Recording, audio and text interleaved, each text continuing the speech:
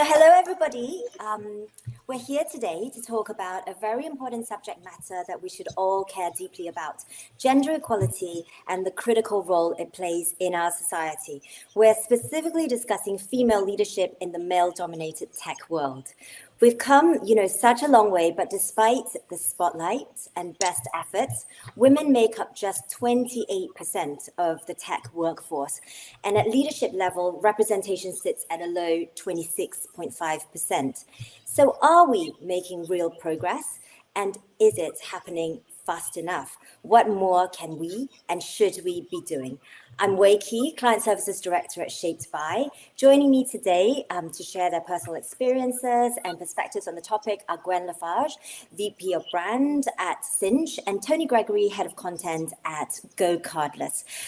Just wanted to mention that if you have any questions for us, please pop them in the chat at any time, and we'll try to get to them 15 minutes before the end of the session, where we're going to have our Q&A. So welcome, ladies. It's great to have you here with us today.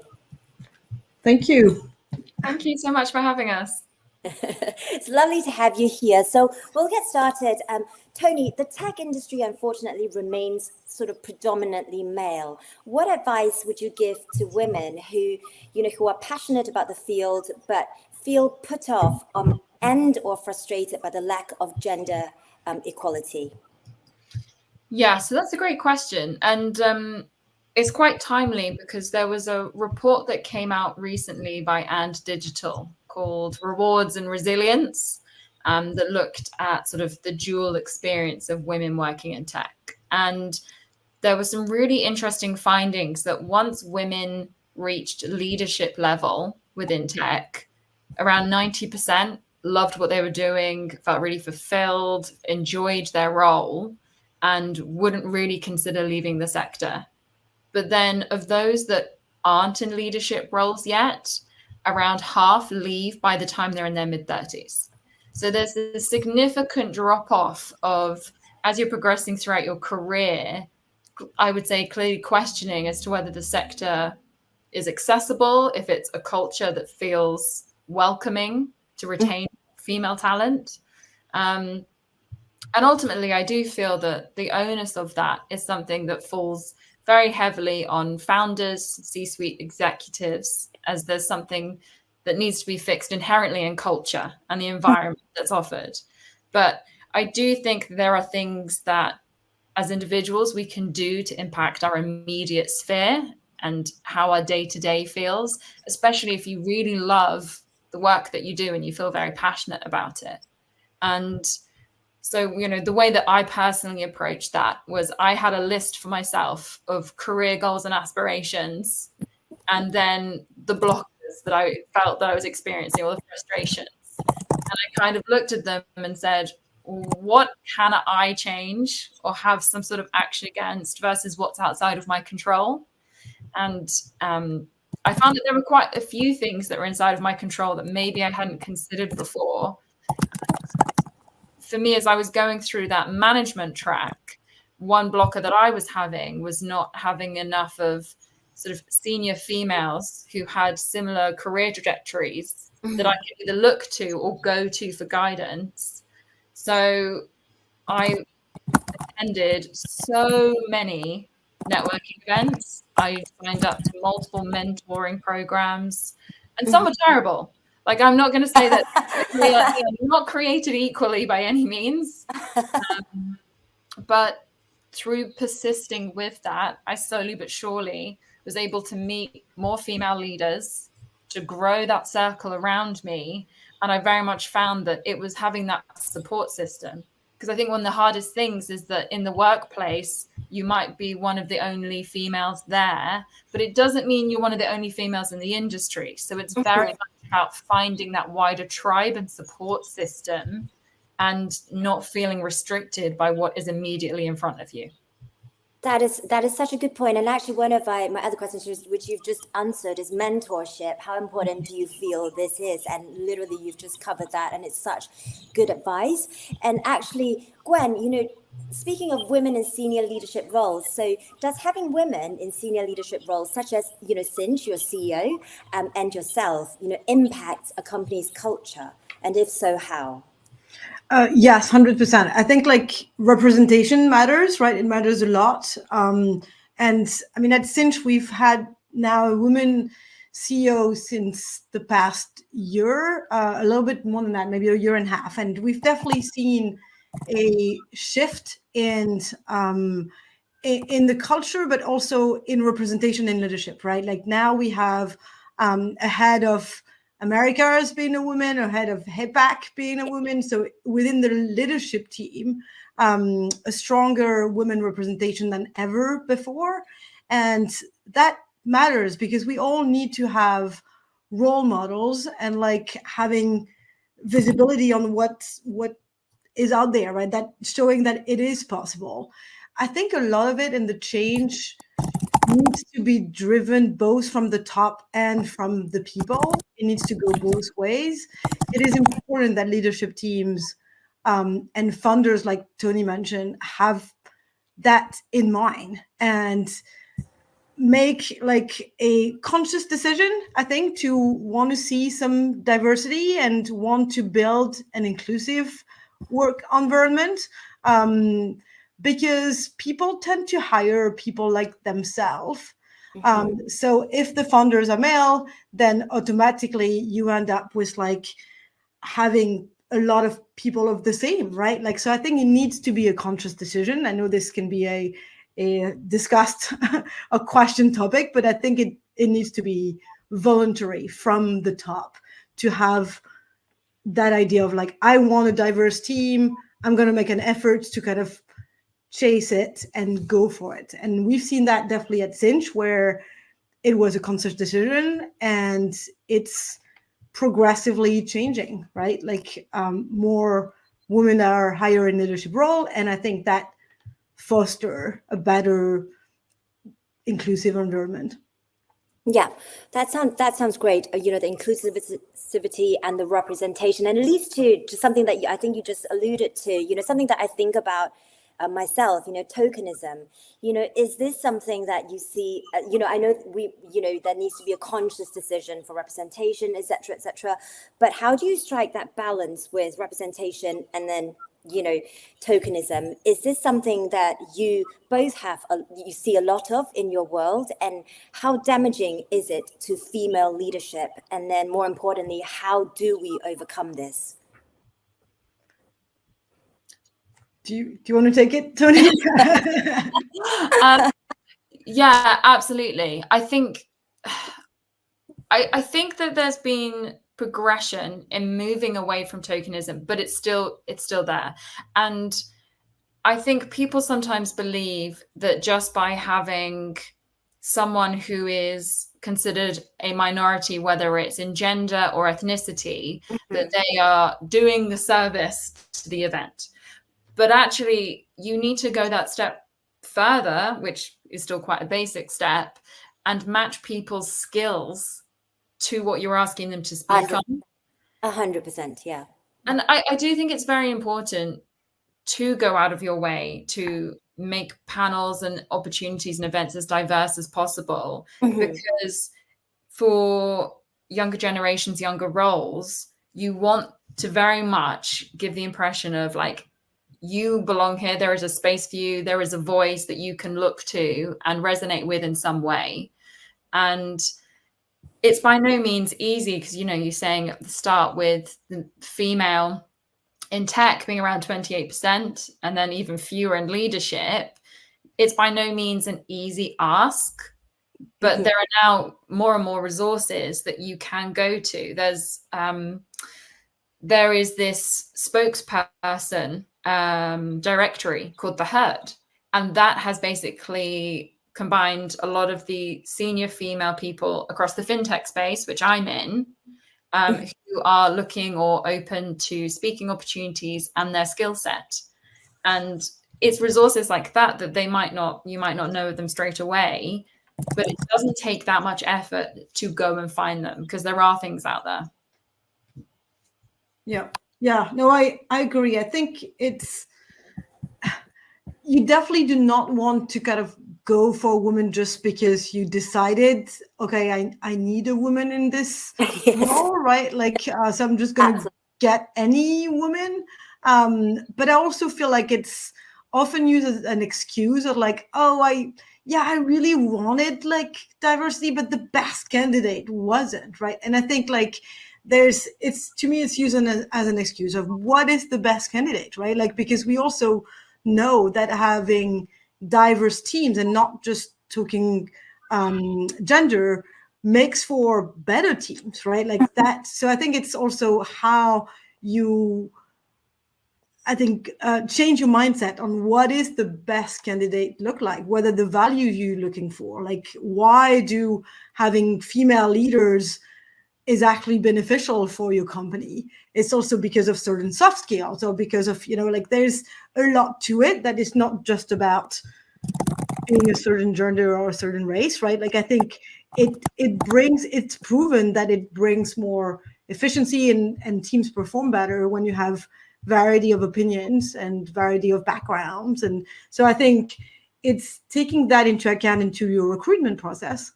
And I would say looking harder. If all you can find is people that look like you, then maybe it's because you are biased, right? Like I think we are all biased, to be honest, in like recruitment. And like I think it's a lot easier to go for people that you click with and that look like you. So I think it needs to be a mental shift and a conscious decision to try to like break out of that.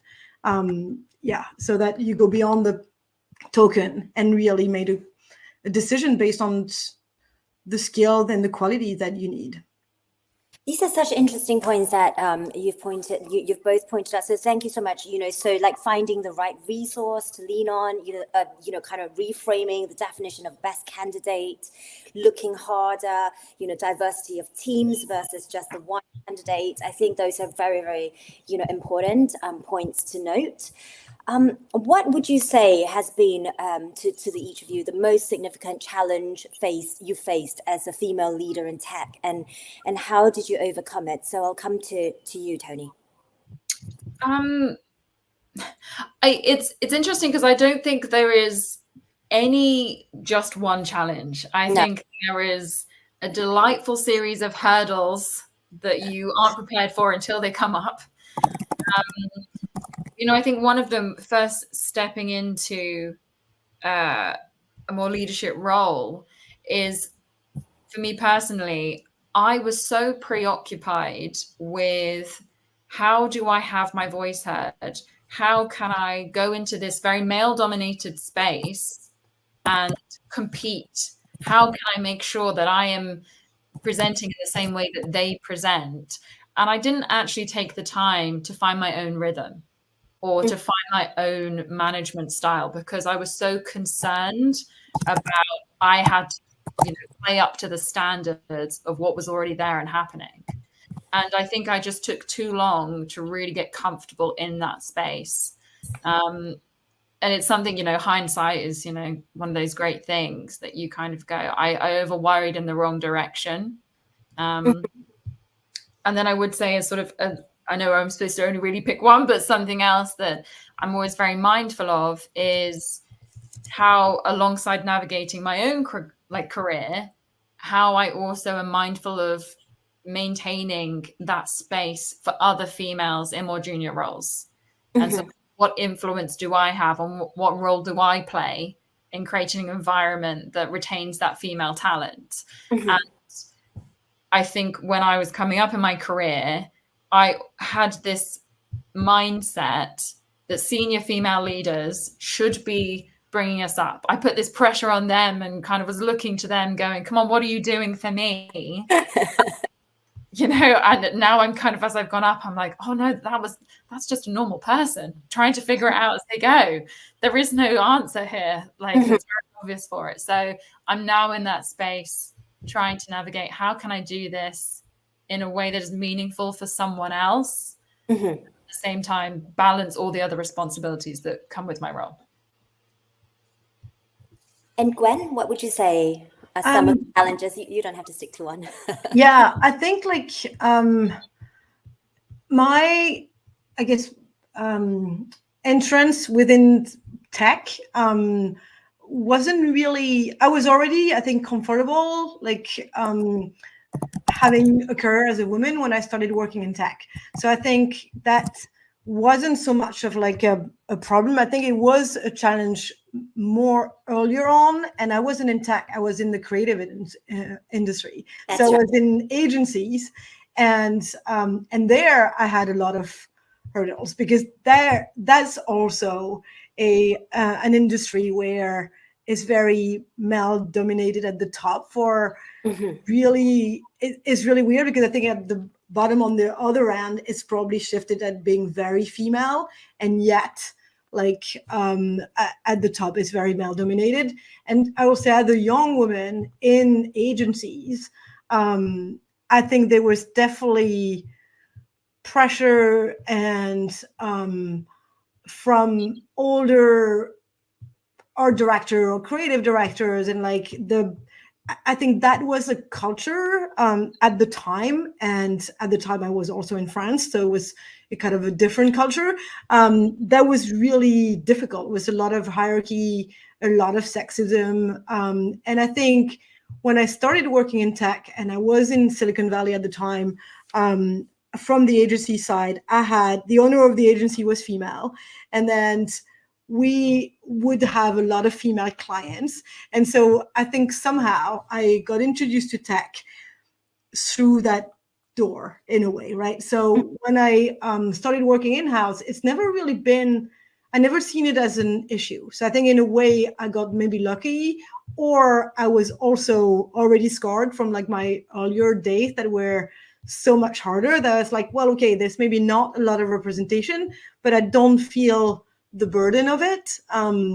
That said, and maybe you've already journeyed through that. And yeah, I guess so. And I think like that's, I'm very passionate about the topic, right? So I get involved in a lot of panels or discussions and like groups like this, because I think representation matters. And I think we're never going to continue to change things if we don't speak up. And so I think it's important for all women, no matter where they are in their career, to kind of like help drive the change. It needs to be driven at every level, right? And so I think getting involved and building that network, that community, is essential.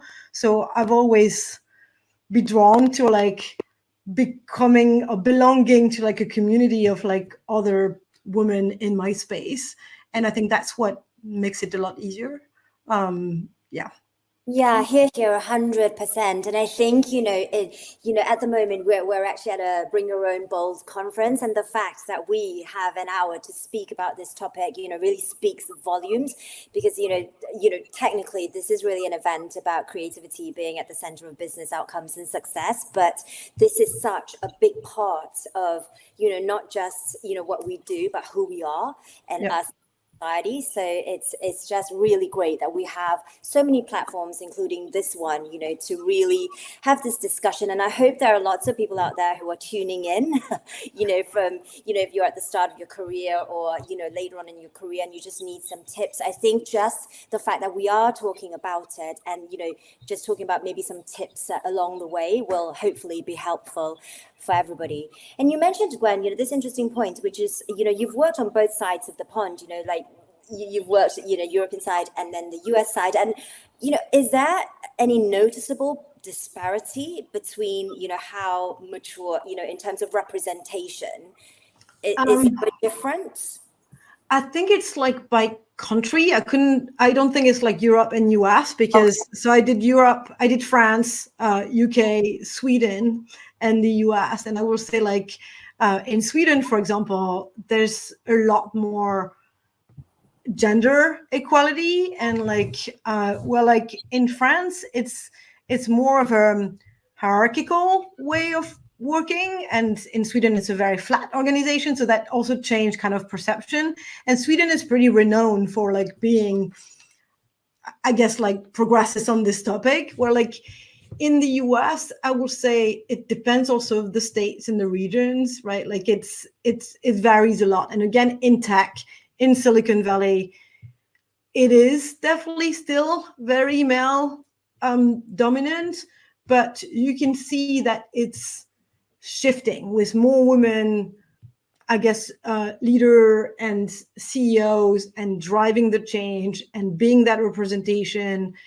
And I think like the mentality are changing, which is great. I think the only thing I will say that it also varies a lot by departments, right? Like especially in tech, where Sinch is a pretty diverse company, but obviously there's a lot more women in like marketing, sales, HR than in engineering and like product. And I think that's where maybe some of the change need to continue to be pushed on, like encouraging women to go for those type of career. Obviously, I'm in marketing, but I think like girls who code and like ladies in tech and like all of those type of like initiative that foster younger generation to go for those careers, I think are really important, so that nobody can pretend that the resources are not there. Because I think that's the trap. It's like, well, I cannot hire because there's no one to hire. And I think like if it needs to be from education and younger generation, and like showing that it doesn't matter what your gender is, right? That shouldn't be a question. That's such an interesting point, because I tried to broad brush it, like Europe, Americas, and, it's an interesting point that actually you're breaking it down into different countries, having different attitudes and being less or more mature, and then within different countries, and then within the industries, the different departments. So, and to all of us to not broad brush it, because things are not, we can't generalize on a lot of these issues. And just over to you, Toni. Brand is the one thing in business that every employee has, a degree of ownership in. If the employee base is predominantly male, what impact do you feel, this has on, brand perception from an external perspective? Yeah, so I think there is definitely a very strong tie between what is happening behind the scenes and inside company culture versus now what your end users and customers are aware of. And every business, regardless of the size, has some degree of brand equity. And brand equity is combined of how well you're known in the market, and then of the people that know you, how they perceive you. And, you could, like, for example, a company with really high brand equity is very well known, very well liked. You have someone like Apple, who can launch a brand new iPhone for hundreds of pounds without the charger included, and people will still buy it. That's kind of the dream that most businesses want to get to. But because of the way we use the internet and social platforms, there are so many windows into your business now that will impact your brand equity. And you can be a very small business, but if you are skewed towards any one gender in your workplace, all it takes is, a few comments on a blog, on a social platform, and people will very quickly know about it. And they will also very quickly make up their own narrative about what's going on there. So, and it's very hard when something's out there. You can't, it's the internet. You can't take it back. There's not a lot of damage control you can do for these things. A couple of things are springing into my mind, but I think I've put it on. It is that thing of, if anyone wants to work for you or with you, the very basic of due diligence is they will, Google search, they'll look online, and seeing some of these comments, that will influence how they perceive your business and if they want to be associated with it in any way. And I think especially in the tech sector, there's an extra layer on top of that, because we love creating products that, we say are disruptive. It's a new era or a new age of something. It's really progressive and innovative. But if what we're doing behind the scenes isn't matching up with that, we're in a different level of accountability. And if people know that there is a gap between the two, you're quickly going to lose the trust that people will see your advertising or marketing messaging, and they just won't believe it. Yeah. Or they won't buy into the story. Yeah, that disconnect will show, and we can't, in this day and age, we can't fool anybody. And yeah, so that's going to be really apparent to everybody if there's that disconnect behind the scene, like you say. Yeah. And I will say that like the values of the company matter more than ever, because if you look at what younger generations look for in a job, they're very different from when I guess I started, or like older people maybe started. I think they're really looking for meaningful work and for companies to align with their values, which is Yes. quite different, I guess, from like I guess at the beginning of my career, right? Like I was looking for the product maybe, and of course the people, but I think there is definitely a bigger emphasis on looking for a company that you value align with. And I feel like this is something that companies need to be aware of to also attract younger talents. And diversity, inclusion is definitely very important, right? So I feel that, like we said, representation matters, and like the people in the company, because they are online and they post and they like go to Glassdoor and they go to LinkedIn, and like you get a sense of who the company is a lot more easily than before. So that needs to be part of the culture, not something you just put on the wall. Yeah, it's so interesting you saying about sort of the shift in why people want workplaces, because I think in the early days, back in my early days of career, all things like ERG, so employee resource groups, ERGs, within companies existed, but they did always feel like the tick box exercise, like the tokenism. And I really think that that's something that shifted a lot, because it is something when younger talent graduates are looking, they want to see that that's part of the package. And I think there's been a really big shift in that space as well. Sure, and that is such a triumph, isn't it? The changing landscape, that people are looking for different things when they embark on their career. And speaking of ERG, Gwen, actually you co-founded the Women ERG at Sinch, and you're also co-chair of Women in CPAS. What are the goals of these initiatives, and how are you going about achieving these goals? Yeah, so I wouldn't say I fully co-funded the Women ERG at Sinch, but I was definitely, well, in a way, I was part of the founding group, I guess. It started very much as a grassroots movement, with a few women getting together and wanted to put together a Women ERG for the company. The company grew really fast, so it was kind of normal. They didn't exist at the beginning. Usually small startups and even scale-ups don't really have like group like this, definitely not in an organized way. So we grew really fast, and then finally started to kind of put something a bit more formal together quite recently. The Women in CPAS group, I was asked to co-chair that group. And I think for both group, there's several things that we want to achieve, right? One is, like I mentioned, representation.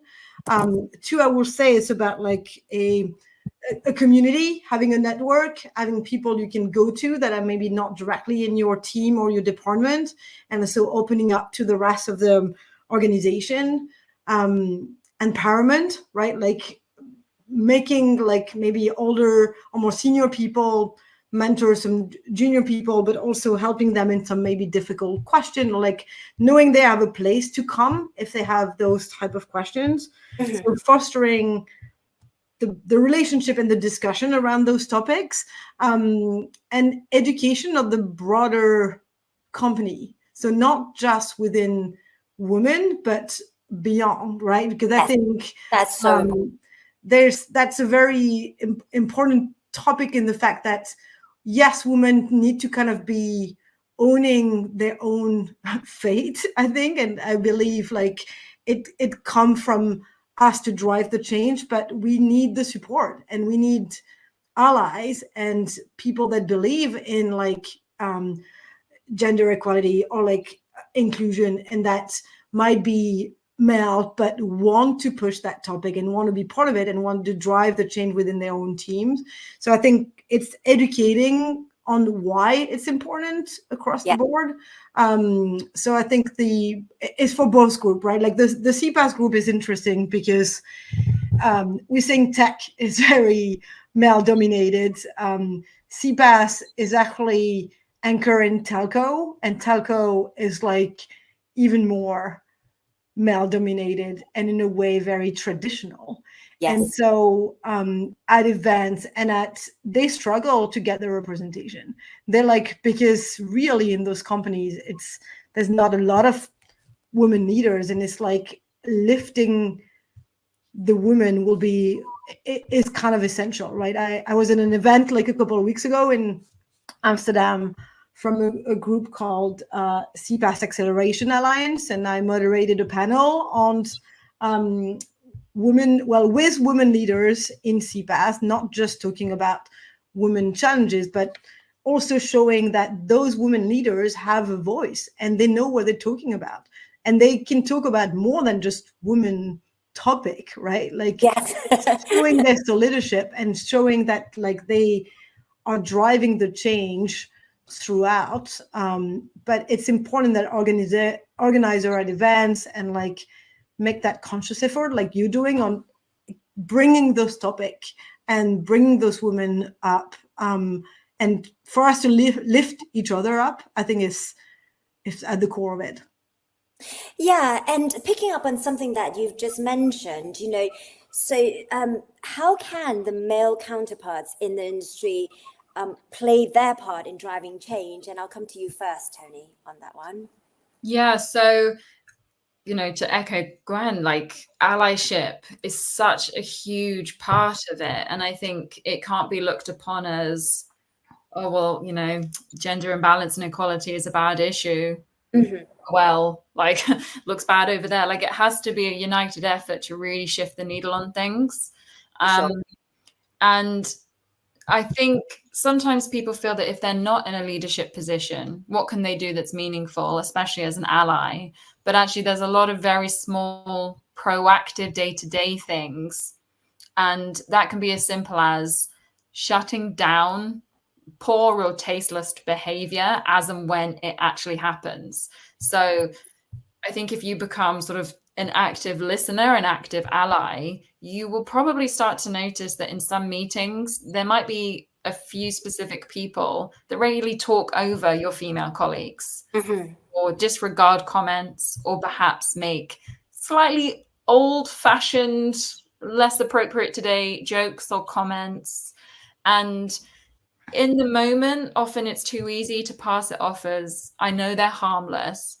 But ultimately, it all builds up into one culture, one atmosphere that could be making, if you only have one or two female members on a team, they feel already in the minority, and that discomfort will just grow. So I think it's tackling it as you hear it and being open to hearing it. It doesn't always have to be a big something has happened, something dramatic is going on. Yeah, because the people who are doing it may not even be aware of it, so they have to be held accountable. And it was recently I was in a training session, and I was with a few people who are from the construction industry and a few ladies, and this point in particular came up, just inappropriate comments, etc., that perhaps like whoever's saying it doesn't even cross their mind, that it's perhaps not inappropriate. So like calling someone out and not needing to like make a big deal out of it, but just calling it out, I think is really important and a good first step. Yeah. And I think as women, it's the same, right? Like call it out. Like, because I think sometimes not everyone really, they used to do it. So they will like, I don't know, call you sweetie or something, or you know what I mean? Like, and I'm like, well, no, like don't call me sweetie, like, and you can explain why and say, like, I think it's not appropriate in the workplace that you call me like that, right? Like that's kind of degrading. So I think like it's important because they might not think that it is, right? Like, and it's just this accumulation of small little things that become the problem, right? Like, and somehow change the perception that people have of you. Because obviously in a meeting, someone call you sweetie, then everyone will see you kind of that way, and maybe not as the leader that you are, right? Like I think it's quite diminishing. So I think it is calling out, and like you said, if male can call it out, even better. But I think as women, we can also be not afraid. Have that voice and explain why. Because sometimes like, oh, you're making a big deal out of nothing, right? Like they will just like diminish your comment. And I think that's when you need to educate and explain on like, it was maybe okay 20 years ago. Right now, don't feel comfortable you calling me this way, right? So I think it's an important aspect. I just want to add that it's also, there's a lot of cultural differences. Obviously we call in Europe and US, but like if you go to APAC or India or in Latam, like there's a lot of cultural aspects that come into play. So it's also knowing how far the country and the mentality or the maturity in the country is.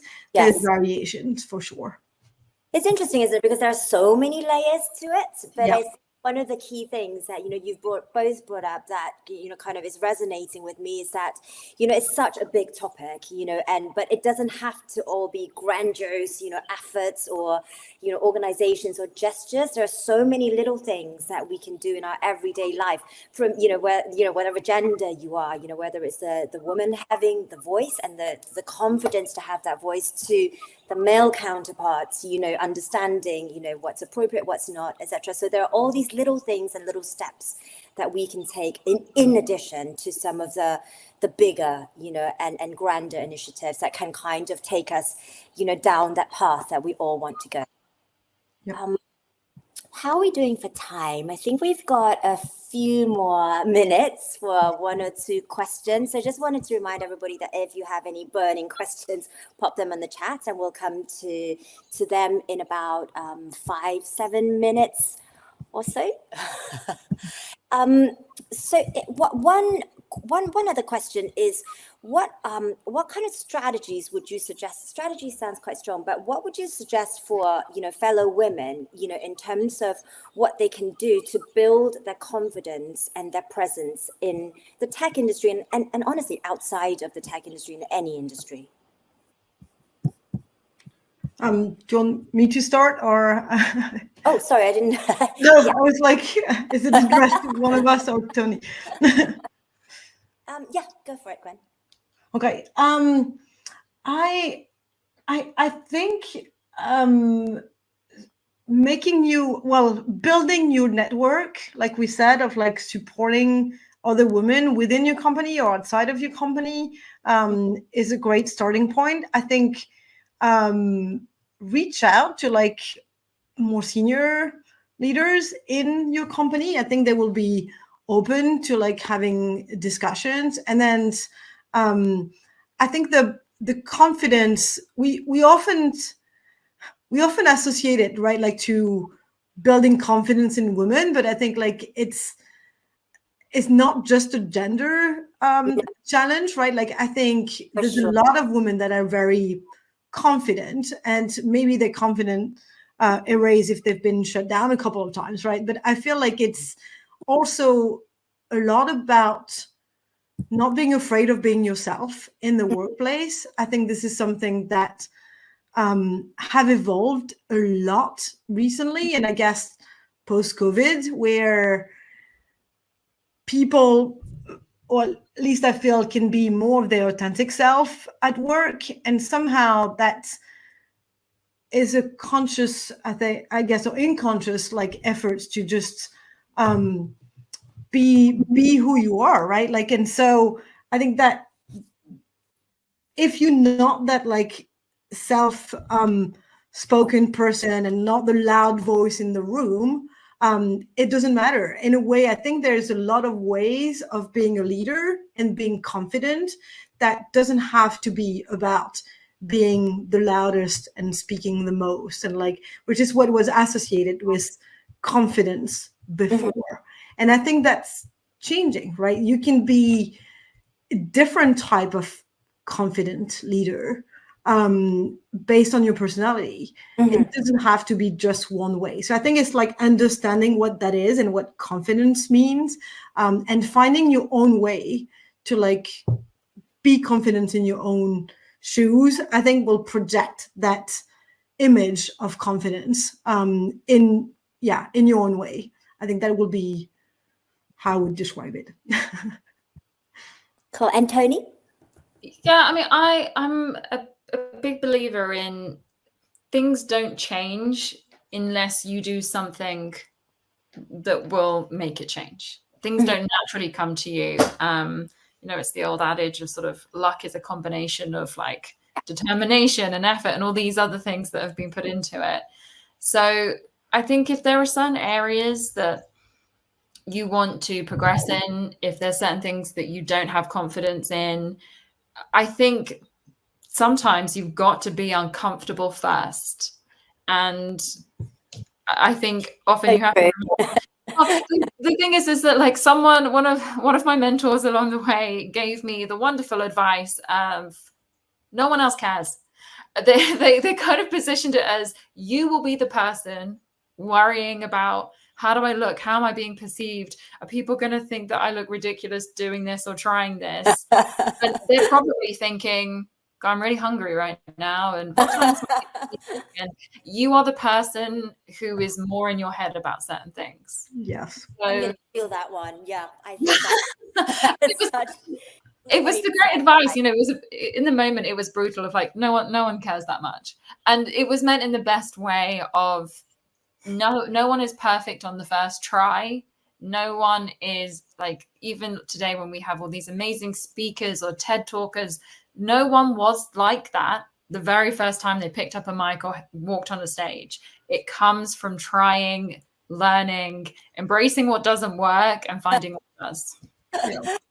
Yeah. I love that, because I think like I've read this of like growth come in the most uncomfortable settings, right? Like I think that's where you grow the most. And I remember one of my manager, which I guess boosted my confidence, was like, I have no idea what I'm doing here. And I was like honest with him, and his answer was like, nobody has any idea what they're doing.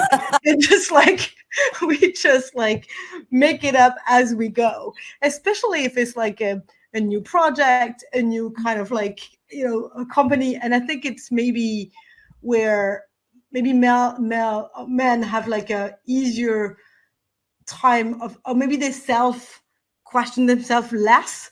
Well, like we want so much to be perfect as women that we question ourselves maybe more, and it's trying to kind of let go and trust yourself and like go with what you believe in, right? Because in the end, the man next to you who pretend he knows everything doesn't know more, right? And I think it's once you've understood that like they don't know more than you do, they just pretend better, right? Then you know you can just go for it. Because actually, speaking with Dave, our business director, you know, he always mentions that, you know, when inviting, you know, people for podcasts or, you know, like panels like today, you know, it takes longer for a woman to say yes. And actually, you know, just this advice that you've both said, you know, this is my first time moderating a panel, so I am not very comfortable, but I'm going to take your advice and be comfortable because no one cares. I really, really love that. So that is one very, very key takeaway. Actually, my surname's Key, so that's actually a very big takeaway for me. So thank you both so much. I'm going to open it. It's 1 minute to go, like 1 minute to go into the Q&A. So I'm just going to open it up and start taking some questions from the audience. So one that I've picked up, anything you would say to your then self, you know, like when you started out on your career, to absolutely not do, with, you know, the power of your journey so far? I'll start with you, Toni. Oh, thanks. Thank you. Yeah, more time to think about it. I think kind of echoing slightly something I've already said is I would focus less on trying to keep pace with other people, especially other genders in the workplace. Finding your own rhythm, I think you mentioned. Yeah, and I just think it's, workplaces evolve, especially in tech, things evolve, workplaces evolve. And I think if you're always comparing yourself to the other people in the room and the standard that they have already set, you're always going to feel like you're starting behind. So it's okay to not be the same, to not work in the same way or approach things the same way. And I think my younger self tried too much to fit in with what was already there. Yeah, and I think like to echo that and worrying too much about what other people think, I think it goes hand in hand with it, right? It's like, because you can make things in your head of like, oh, I think they saw me this way, or like they thought about that and they really didn't. But I think it's being in your own head too much, worrying too much about yourself and what other people think is probably what I will do less of. And you're right, comparing yourself to others is always a trap, because you do things differently. So it's never going to be a apple to apple. And I think you got higher in a certain job is also because you have a certain expertise and because you bring a different perspective. And I think lean into that rather than trying to be like the others already there. See what you bring that they don't have, I think is the good part. Yeah, so bring your authentic self. And actually picking up, someone's obviously picked up on a comment that one of you mentioned earlier, and that is, do you ever feel like you need to adapt your leadership style to fit, or is it all about authenticity, which you've both just mentioned? I don't anymore. Like I don't have the view of I have to change my leadership style for a company or for the other leaders. But my caveat to that is I will sometimes adjust things based on the team member or the colleague I'm working with, because we all process information in different ways and in different mediums. And I'm mindful of, if you feel that you aren't getting the best results out of a person or a situation, it might be in how you're approaching it in the first place. So I won't do it to make myself fit in as a leader or as a manager, but I will do it for the person I'm working with to be collaborative. Yeah, I agree with that. And I think it's like, I've seen myself changed a lot throughout my career, and my leadership style I've also changed. Not so much because of the company or the gender, but mostly because of the culture of both the country and the company that I was working at. I think you don't manage people, I don't know, in France in the same way as you manage people in the US, or like the cultural feedback is different. The sensitivity of the people is different. So it's like both on the culture and the personality of the people you manage, you have to kind of like adapt.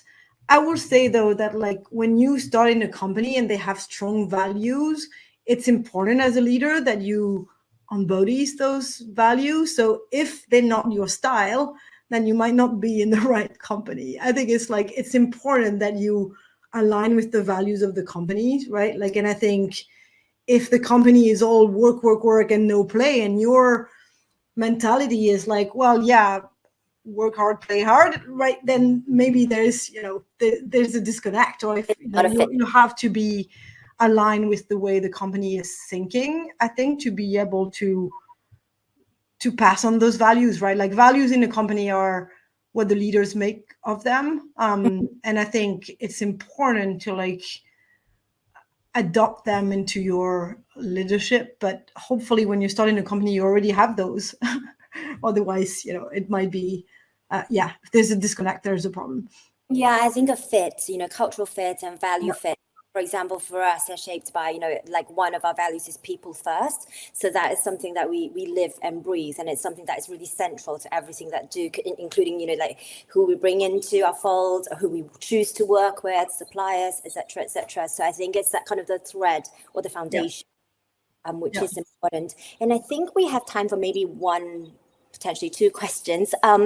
So looking forward, what impact do you feel that the work that is being done now will have on the next generation?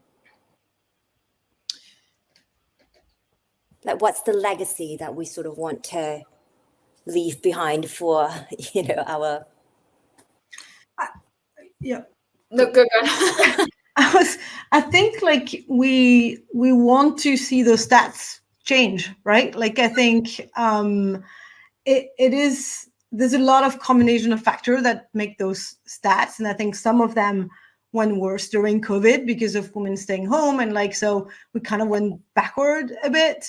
And I think it's like we want to see those stats change. We want to see more representation. We want to make women more empowered to like lead the charge, and I think it will be a slow change. It's not going to happen overnight, but I feel like it's happening. There's more discussion, there's more representation, there's more group, more resources, podcasts. Like I think it's important that we continue to lead the charge so that it becomes a non-question at some point, that it doesn't even like cross people's mind that like what your gender is, right? So I think that's would be the ultimate legacy, or like doesn't matter, the gender. That's something that is always on my mind, because being, like female and also an ethnic minority, like I always, personally, I always do say it is when it is not part of a discussion point that I know we are there. Just because, I think that's definitely a sure sign of just progress. And what about you, Toni? We've got a few more minutes. Yeah, I mean, I think it's very much the same, that it's the continued evolution. And I think it's sometimes, I'm very aware that it might not always feel like it, but I feel like there has been increased progression. And when I first started my career, I wasn't in the tech space, but I did work in a lot of industries that fell into the pale, male and stale bucket. And it felt almost now like a different time. And I think sometimes that gives me sort of the rose tinted glasses, because I'm like, this is so much better. Yeah. And then I have someone new come into the company and I'm like, oh, no, there's still quite a long way to go, because they see it from fresher eyes, from being like newer to the workplace. But I think it's that we keep going. And I know it can sometimes feel exhausting, especially if you are a woman who wants to champion it, who wants that change and is very proactive. It feels a bit like I've been beating this drum for so long. Like, how do I keep going? And I fully understand that it can be a bit fatiguing, and mentally it can be something to take on as well. So I think it's just knowing that change is happening. You are contributing to it. Conversations like this contribute to it. And ultimately, I genuinely believe that we will see such a change. It might not be 5 years, 10 years down the line, but I honestly think we'll look back on conversations like this and go, can you believe that? So that's right. And hopefully the generations to come will look at conversations like this to say, these women paved the way for us, and and they, there may be more evolution needing to happen, but at least the conversations are, that they've started. There are increasing conversations, and like you say, change is happening. So we're headed in the right direction. So it's been really insightful and inspiring hearing from you both, Gwen and Toni. Like I said, be comfortable. No one cares. My big takeaway. I think the key takeaway is that gender equality in the workplace, it is very much a work in progress.